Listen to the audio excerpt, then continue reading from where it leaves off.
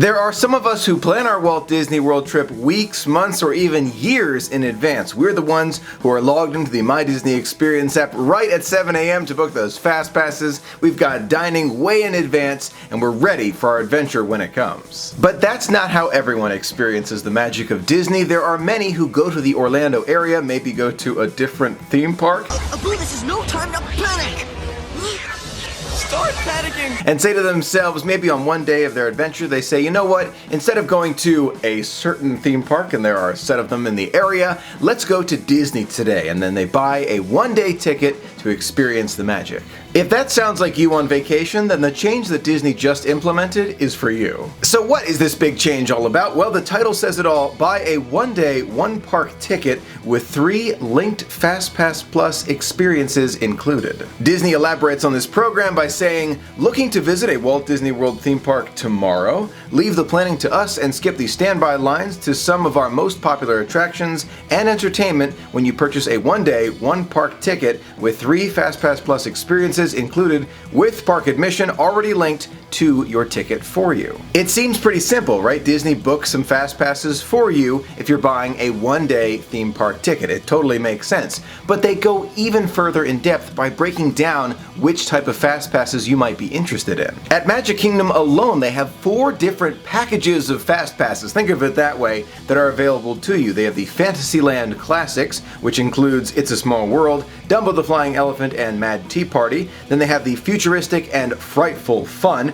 which includes Buzz Lightyear Space Ranger Spin, the Haunted Mansion, and the Tomorrowland Speedway. The next package of fast passes is called the Pint-Sized Adventures, includes the Barnstormer, the Magic Carpets of Aladdin, and Pirates of the Caribbean. The last package at the Magic Kingdom is Whimsical Escapades, which includes Journey of the Little Mermaid, The Many Adventures of Winnie the Pooh, and Monsters Inc. Laugh Floor. That's just the Magic Kingdom. Epcot has 2 different fast pass packages as well for the single-day theme park admission that you can get. They have the Immersive Explorations, which includes Spaceship Earth, Living with the Land and the Seas with Nemo and Friends. The second one at Epcot is called Delightful Encounters, which also includes The Seas with Nemo and Friends, Turtle Talk with Crush, and Journey into the Imagination with Figment. At Hollywood Studios, you have 2 options as well. You have the Sensational Stage Shows, which includes Beauty and the Beast live on stage, Frozen Sing-Along, and The Voyage of the Little Mermaid. You also have the Movie-Inspired Excitement, which includes Star Tours, The Adventures Continue, Muppet Vision 3D, and Indiana Jones Epic Stunt Spectacular. Last but definitely not least, you have 2 different options for those package of fast passes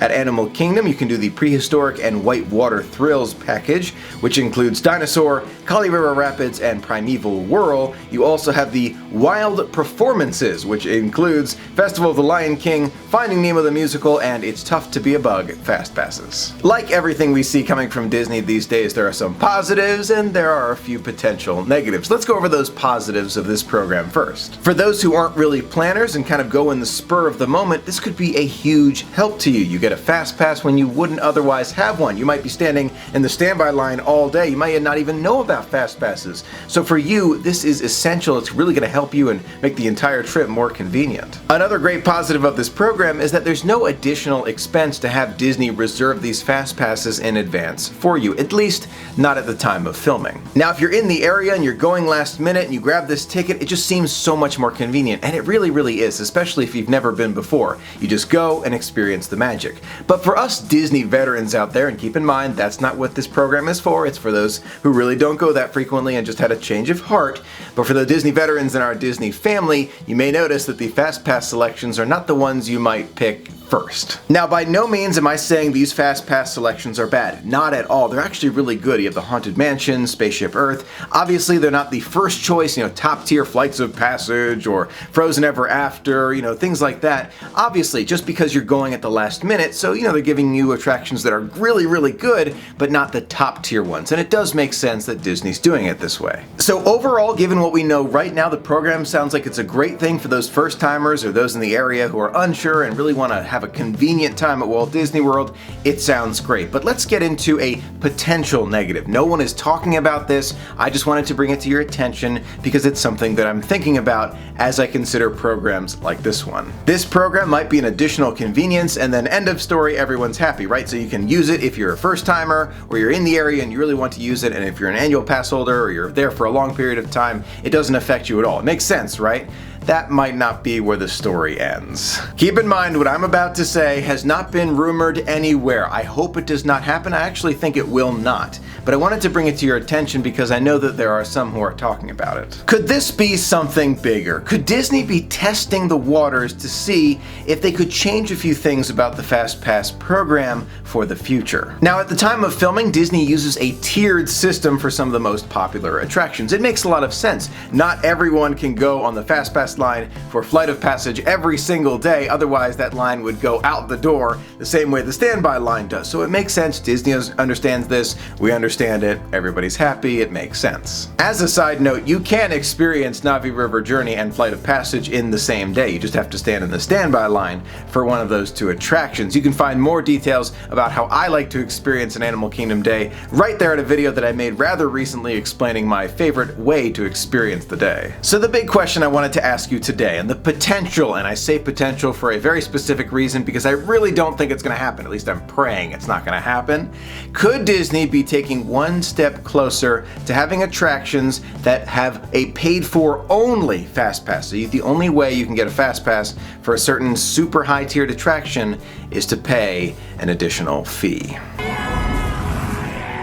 The idea alone really scares me. I've got to tell you, it does. And it came to me as I was talking to a friend who has never been to Walt Disney World before, and she really didn't even know that much about Fastpasses. She was like, is it a paid-for service, or how do I get one? I had to explain, no, this is included with the price of your admission. But that got me thinking, if she didn't know that it wasn't an additional cost, Disney also knows that there are those out there who don't know that it's not an additional cost right now. The reason this scares me so much is because Disney knows this data better than anyone. They have an entire research team set to getting data, figuring out how guests feel about things, public opinion. They want to know how guests feel. And of course, they poll the Disney enthusiasts, the community, see how we're feeling, get the pulse. But they also poll those who are new to Walt Disney World and maybe asking questions like, how do you feel like about park admission? And do you think you should have to pay for fast passes, or maybe lower admission, more pay for fast passes? What do you think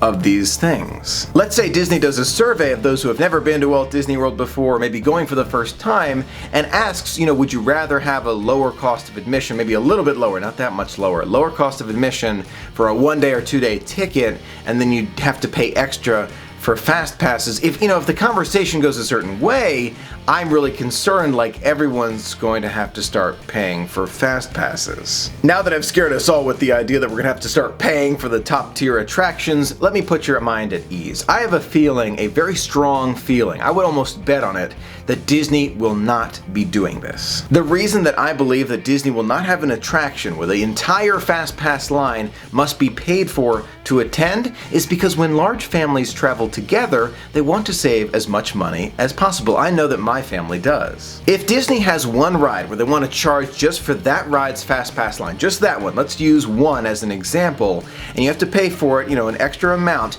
I would imagine that most families, including mine, would probably say, you know what, let's just stand in the standby line, save some extra money for something else. At first glance, you might be thinking, Michael, that is exactly what Disney wants for those who are willing to pay more, and then those who want to stand in the standby line could stand in the standby line. This is a concern, right? Perhaps there are some in the Disney company who feel that way, but I have a feeling the company as a whole understands the fine line it walks between making more money, as it has to do, any company has to do that, but also keeping those magical moments for families. We can see examples of it even today as Disney walks that fine line between making more money, they have to as a company, we understand that, and also making magical experiences for families. An example, the fireworks experiences that include the dessert party. Included with the price of your admission, you can see those fireworks. And let's use Magic Kingdom as an example. You can go, you can see the fireworks right from the hub, right next to Walt and Mickey. It's a great way to experience it.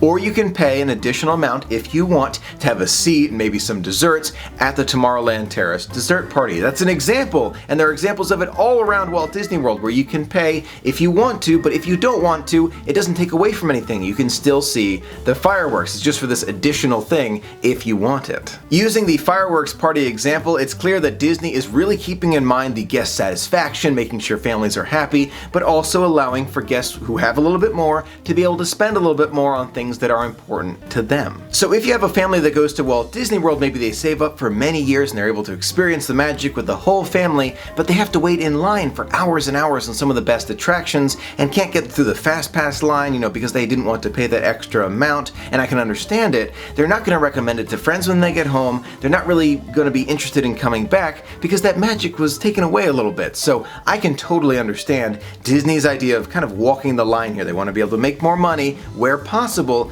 but at the same time they want to make sure they have magical experiences for everyone. So do I think that Disney's ever going to implement a program where you have to pay in order to go on a Fastpass line for certain attractions or one attraction at Walt Disney World? Never. Never!